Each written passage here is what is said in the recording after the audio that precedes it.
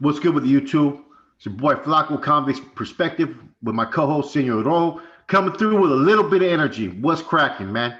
And today's topic, man, we're gonna do something a little bit different, man, because we've noticed in the comments people have asked us questions like, you know, on our regimental functions about chain of command. So what we're gonna be breaking down today is a full functioning chain of command and how it operates.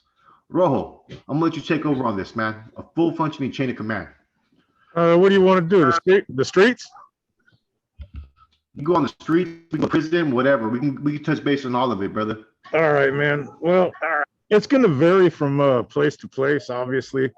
The general basic outline is going to be something like this. Inside, okay, let's just go inside of an institution. Say, let's use Quentin, for example, because I have a lot of experience there. Now, at times, the titles will also vary, but the responsibility will be the same. It all depends on like what era the people in charge are from. You know what I mean? So you might have somebody thinking that the highest position might be an RA, which is a Raza administrator. That's an NR category. It's not necessarily a general rank. You know what I mean? So other people might call it the OGB, the overall governing body. Some people might call it the RSD, the Regiment Security Department. Some people might call it OA. Some people might call it shot caller, boss, FA, the big homie. I mean, there's all kinds of things. Usually on any institution, there's only going to be one. Very rarely will there be more than two that hold, more than one that holds the highest rank in that institution. At some points, there might be a couple Cat 3s outside of places like Pelican Bay. Like now, see, all my experience that I speak of comes from pre-SHU kickouts, before the end of hostilities, before the SHU kickouts for the hunger strike, etc. So things were a lot different back then. All the C's were either going to be in some kind of reception center, in some kind of whole ADSEG or SHU program. Very, very rarely, man, very rarely will an NF member not be in one of those places in my time. So when there's two people of the same rank that end up in the same facility, usually the person who was there the longest is going to maintain that position. Okay. So under your, we'll call it the OGB, because this is the chain of command I use. You got the overall governing body at the institution. That doesn't mean he's the overall governing body of the NF, the Norte, none of that stuff. That just means he has the final say so in all matters of that institution. Every yard, the whole, etc. Under him, it depends on how he wants to term things as well. He could have what he calls lieutenants. He could have somebody he calls his number two. He could have his assistants. He could have RAs. He could have, you know, maybe an NF member that's lower than him as his second in command. And then, you know, there's going to be all sorts of positions that fall off these. So you're going to have the OGB, who never really messes with the day-to-day activities that go on in the prison.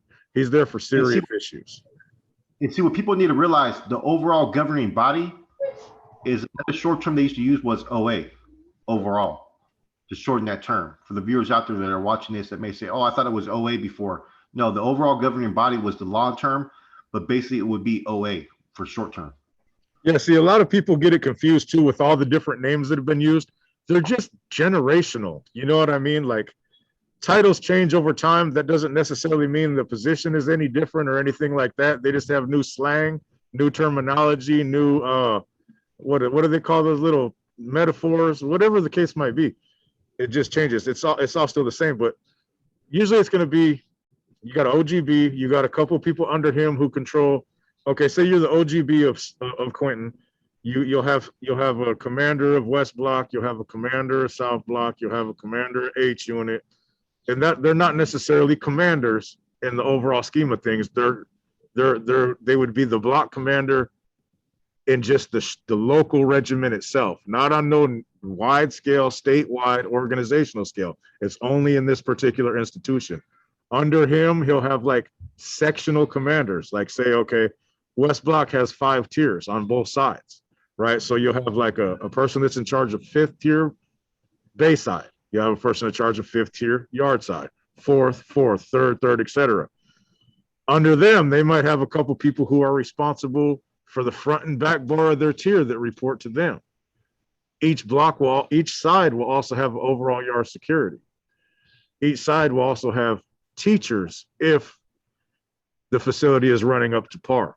And those people are the more experienced older Norteños, the hermanos, or whoever might be able to instruct the first termers, the people who haven't really been nowhere, the fire campers, the 1-yarders, the 2-yarders, and how to and what's going to be expected of them inside of the institution.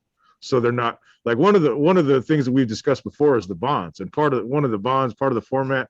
At no time should somebody enter the Pinta blind to our cause or without knowledge of our struggle behind the walls. So you always have a teacher, who is probably the most experienced person, at least in a certain skill set, who will teach new guys and others his skills. So, I mean, the chain of command is not really that complicated. You got one overall, and him, it's either going to be a C or a very well-seasoned bro. You know what I mean? Very, very rarely it might be an N. That's what people don't realize. There's a difference between having a strong foothold and a stronghold. A stronghold is a recognized regiment. In order for it to be a regiment, there has to be a carnal at that SF facility. Point blank. The streets, it could be a little bit different, as we know, because when you take to the streets, whether you're a northerner or bro or carnal, if you decide to function, you have the same ranking status as any C out there on the streets, basically. You're labeled as an NF associate, therefore you're supposed to fall under all NF guidelines in the streets. Behind the walls, I remember the OGB process, the overall governing body, things started to change to where they started to label them as regiment commanders, which would be the same basic position to where you could even set yourself on an interim basis per the Constitution when you get to a set facility if there was no other C at set facility. So you'd have a regiment commander, which would be the overall period of the whole facility. Then you would have his second in command, which would be a regiment security department, RSD, which would basically he would design the whole program of the facilities, all the codes, all the missives, everything that was going in and out would come basically from him. And then you would have your RAs, regiment administrators, also known as Raza administrators too, which used to be the Nuestra Raza chain of command. And basically the RAs would be the ones that would be behind the wall doing the footwork. And then when you get to the main line, you'd have similar things. You'd have an OA at each section and overall. Your squad leaders, your yard securities, and then it would go down lower into lower positions such as tier securities, building securities. It depends what the facility is. Each facility is going to function on a different level, and it all depends on who is there. Like it wouldn't be uncommon if there was a facility where you had less seasoned northerners or hermanos that were on the yard, to where you would maybe have a council back in the days. That wasn't per the procedure, but if you were going to cover your behind, it was always a smart thing to do, unless you had the educational attainments and proper indoctrination and were considered a seasoned soldado. Then therefore, you would get all the consequences would come on you. So therefore, you'd have to ascend yourself to that position. But basically, the chain of command, it has been the same through years. They'd use different titles. They used to use squad commanders. You know what I'm saying? Like you said, the OA was a big term. You know what I'm saying? The overall governing body, regiment commanders. And it's changed throughout the years, but the titles and responsibilities remain the same. And basically, each facility, usually you'd have back in the whole. And yeah, remember, we're talking into hostilities when there was very, very few carnales that were out there on the main line. I think the last NF member that was out there on the main line pre-into hostilities was Armando Quinn from Delano, who was up in High Desert. And he paroled from the SHU, of course. So they would sometimes recruit people who were back in the Bay as carnales just for the purpose of going out there to the main line to reestablish it. Years later, you wouldn't find any C's out there on the main line. It'd be very rare. You had one experience where Porky ended up going out to the main line. So when people would go out to these main lines claiming that they were C's, there'd be a lot of red flags and questions because it would be rare to see one out there on these main lines. Yeah, no doubt. But yeah, I mean, the overall authority, it's not really that hard to figure out. A lot of people get confused because so many different terms are used to describe the same thing. And like I said, it's generational, man. You got older dudes that they'll be like, straight general, captain, lieutenant, sergeant, squad leader, period. You know what I mean? And then you got newer dudes who are, it just depends on where you're at and who you're with. But like, as far as the streets goes, that's also going to depend on who's in charge, where you're at. You know what I mean? Like, personally with my regiment, I was the only C, you know what I mean? Until Mexican Mike got his approval from the Bay. And so I was the only C out there, man. There was a bunch of bros though. I had a bunch of bros, you know what I mean? And I didn't really have like words or terms that I used, you know what I mean? But everybody knew their role, you know what I'm saying? So whereas, one regiment might say, okay, this is the boss, this is, leader of drugs, or, you know what I mean? This is security, this is racket, prostitution, whatever. I did it more by directing people to be in charge of certain areas. You know what I mean? Like Hayward, Dakota, Pittsburgh, Antioch, Concord. You know what I mean? And that was just basically, that would resemble what would be a squad leader. You know what I mean? Because a lot of these guys weren't sophisticated enough to go by the things I went by, and it would be unfair for me to expect them to be able to follow suit with what I was trying to push. I kind of had to drop it down a notch or two, or they would have thought there was something wrong with me, and they would have rebelled. You know what I mean? See, what they were doing later on, right, was say you would basically have your regiment commander out in the streets, or you'd call him the SRC, Street Regiment Commander. You know what I'm saying? Yeah. Then you'd have your Street Regiment Security, your SRS, basically, right? Which would be the second in command. And then you would have basically crew leaders out there. You would establish someone that would have a crew. And what you were supposed to do at that time was for each crew, you were supposed to bring in 3 names, right? Yeah. 3 names, and you were supposed to have a second. And that was your established crew. And then you had your monetary kickback that you had to kick in every month, whether you were doing illicit crimes or not. And back then it used to be a little bit different.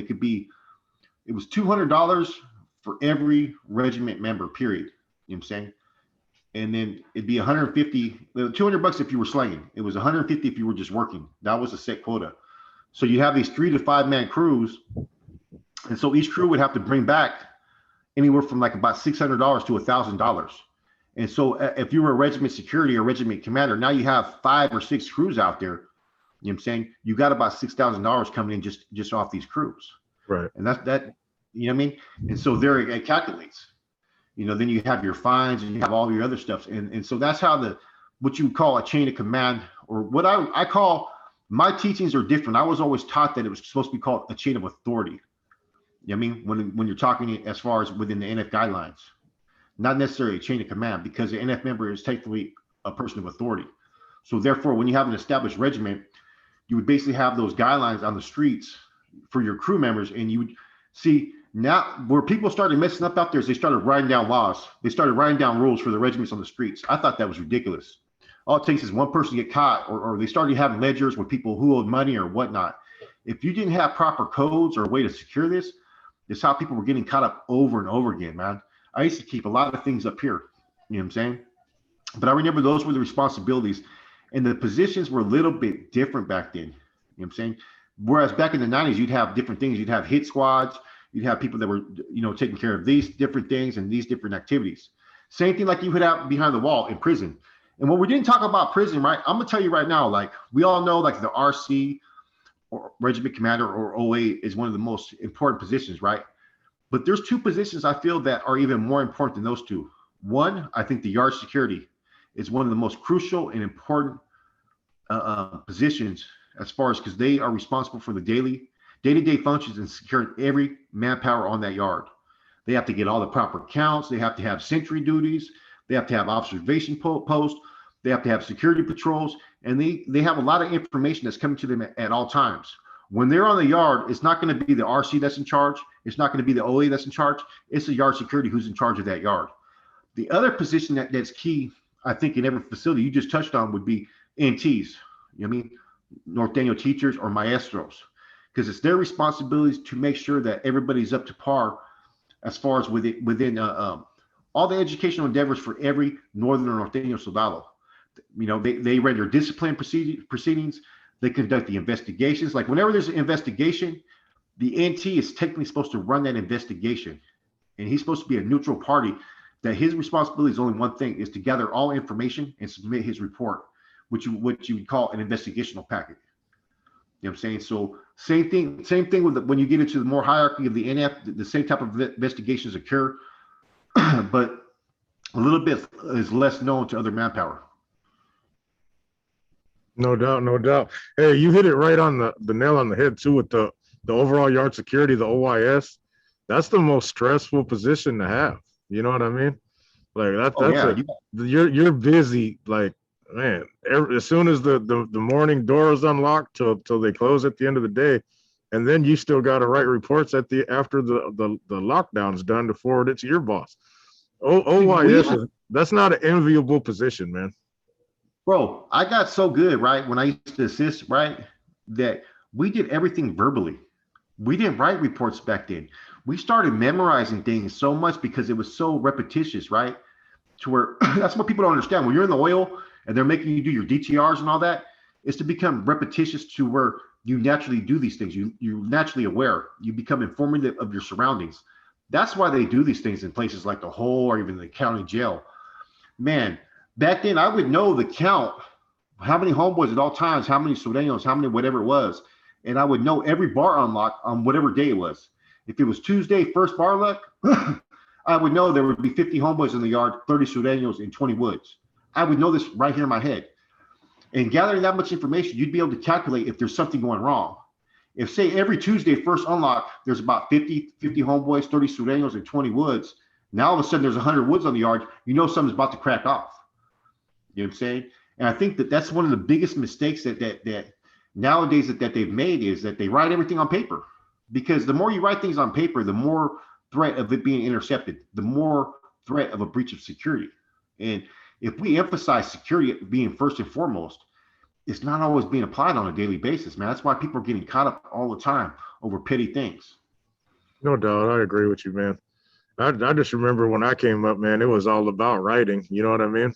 That's all it was. We weren't doing too much verbal at all. Well, in the assay in the shoe, they just want you, that's the practice, you hear me? In a mainline, it's not always practical. There's a lot of stuff going on. Oh, yeah, shit. I didn't even know none of that stuff when I was on the main line. Sometimes, I mean, you'd be up till 2, 3 in the morning, man, writing. You know what I'm saying?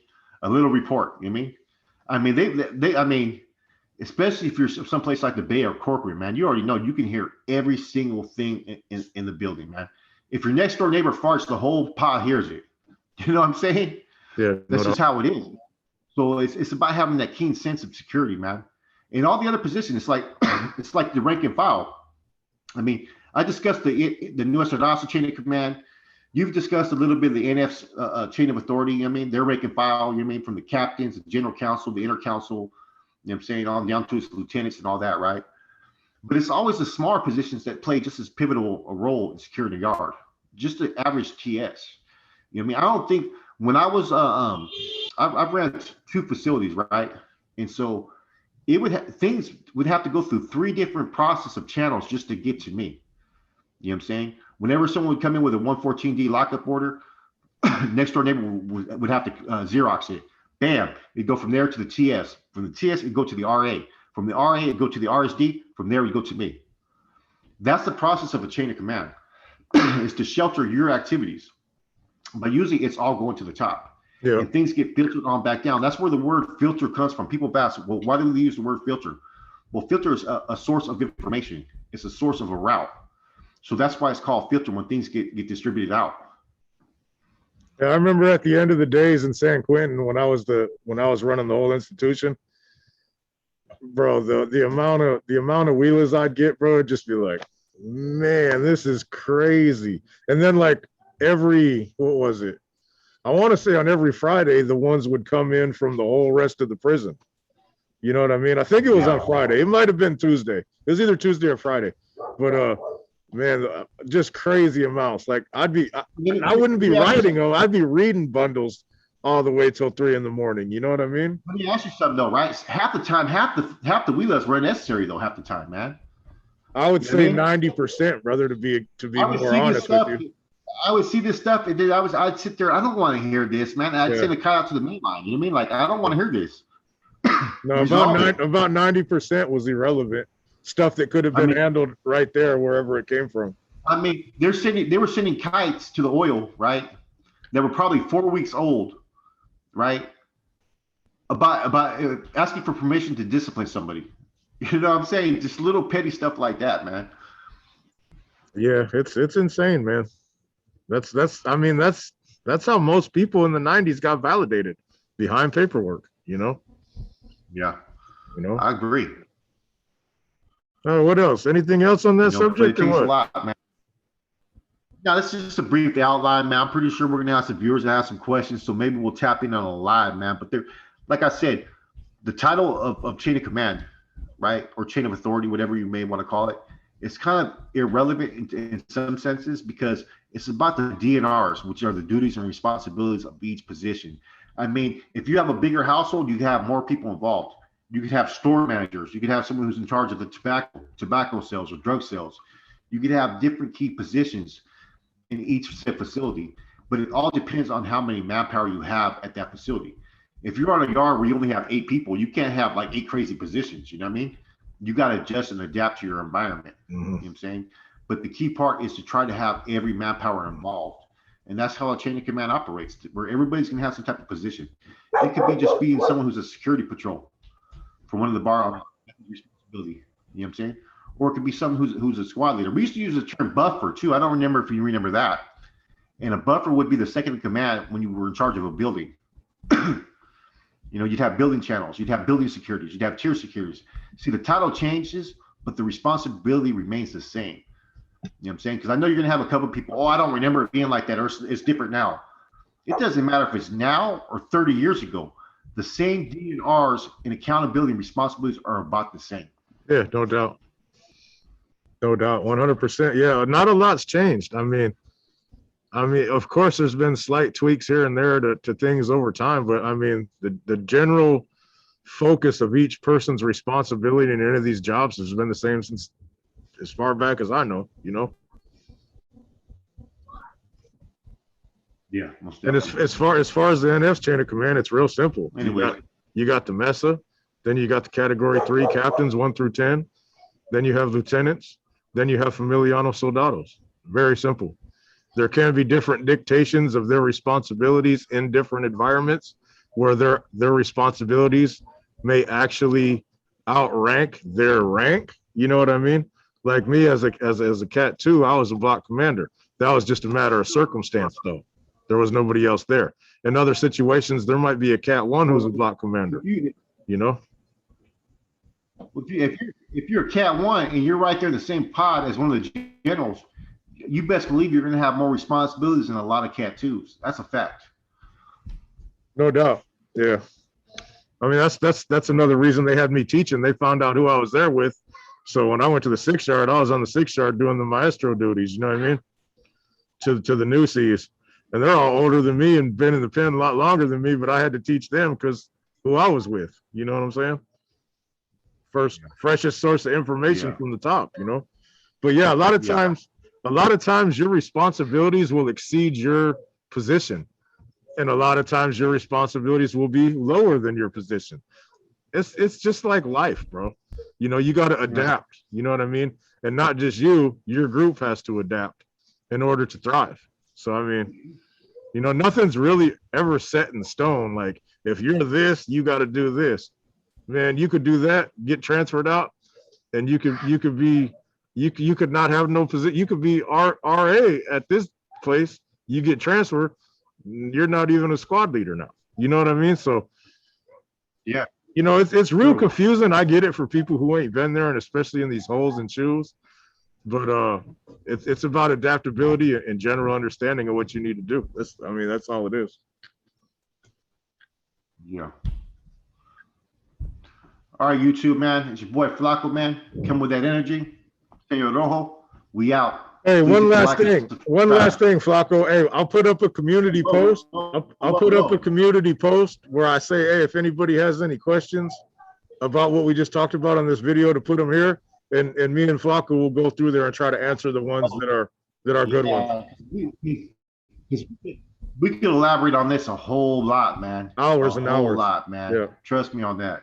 All right, ladies and gentlemen.